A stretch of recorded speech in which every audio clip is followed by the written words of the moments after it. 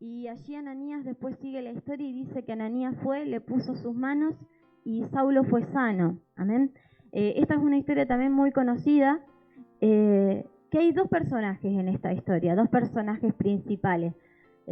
Saulo, es la historia que todos conocemos, la conversión de Saulo, y el segundo personaje es Ananías, ¿verdad? Ananías allí, tal casi como Moisés, cuestionando la voluntad de Dios, cuestionando lo que Dios le mandaba hacer, ¿sí? Y allí yo me puse a buscar otras versiones de esta historia y encontré en una versión que Ananías significa talmid, ¿sí? Talmid significa que era un discípulo, un estudiante.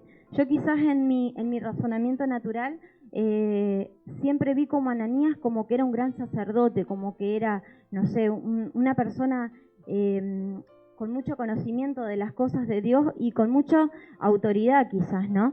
Pero al encontrar esto me di cuenta que era un discípulo, un estudiante. Estos talmid eran enseñados por un rabí y esa relación del talmid con el rabí era muy estrecha.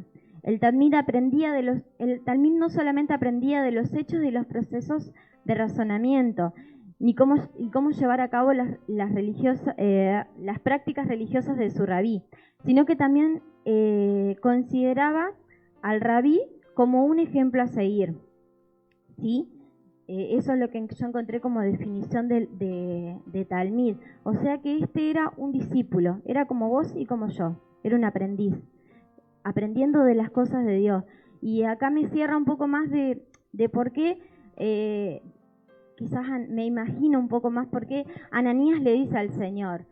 Yo me lo imagino a Ananías, capaz que la Biblia es muy delicada para contarlo, para narrarlo, cómo Ananías le preguntó al Señor, pero yo me lo imagino a Ananías diciéndole, Señor, ¿por qué me mandas a sanar a un asesino? ¿Por qué me mandas a sanar a un perseguidor de tu iglesia? Me imagino que el primer pensamiento que se le pudo haber cruzado a Ananías quizás por su cabeza es, mirá si lo sano y me lleva preso. Porque había ido con cartas de llevar preso. ¿Cuántas personas hay? Por más que el Señor le había dicho a Ananías, está allí orando y ha visto que va un hombre y lo sana, ¿cuántos hay que oran y después hacen el mal?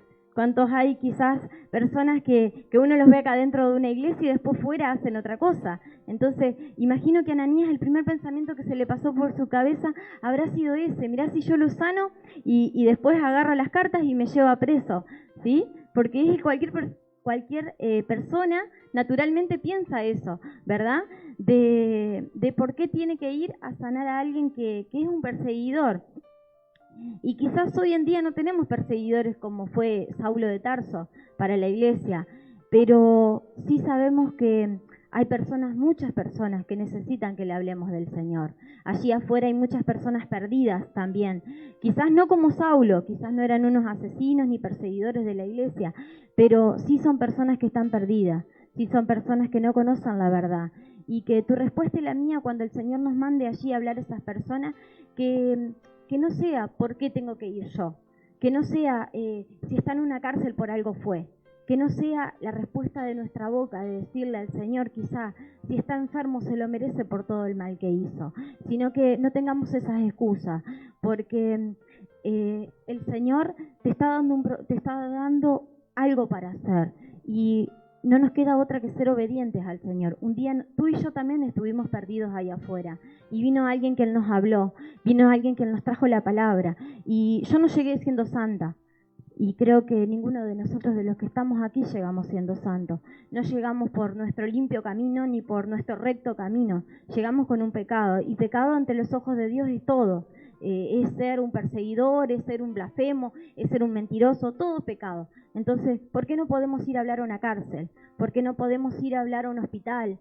¿Por qué no podemos ir a hablar, vamos a traerlo un caso más práctico, a aquel compañero de trabajo que no nos llevamos bien, aquella persona que un día nos hizo algo malo y nosotros nos quedamos con eso dentro de que nos hizo algo malo y a ese nunca le voy a ir a hablar?